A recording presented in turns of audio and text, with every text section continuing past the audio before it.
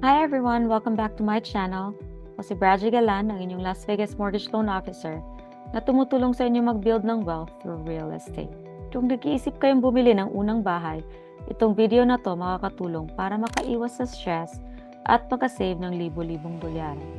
Let's start with the top 5 mistakes na dapat iwasan ng first-time homebuyers. Mistake number 1, naghahanap ng bahay na walang pre-approval. Excited tayo minsan, diretso agad sa pag-house hunting. Pero napapamahal tayo sa isang bahay na hindi pala natin kayang i-qualify. Pag may pre-approval, malalaman mo magkano talaga ang kaya mong bilhin, magkano ang monthly payment mo, ano ang loan programs ang pwede sa'yo, at mas seryoso ang seller sa offer mo. So mag-shop ka ng bahay na may confidence, hindi yung hula-hula lang. Mistake number 2, sa bank lang kumuha ng loan. Ang bangko, sarili nilang products ang ino-offer. Pero bilang mortgage loan broker, marami akong lenders na pwedeng pagpipilian.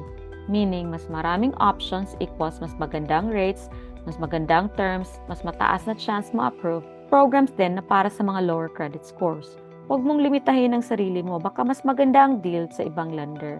Mistake number 3, bumibili ng new build na walang sariling realtor. Yung agent ng builder, hindi ikaw ang nire-represent nila.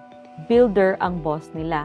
Kapag wala kang sariling realtor, ang pwedeng mangyari, bigyan kanila ng mas mababang interest rate disguised as an incentive.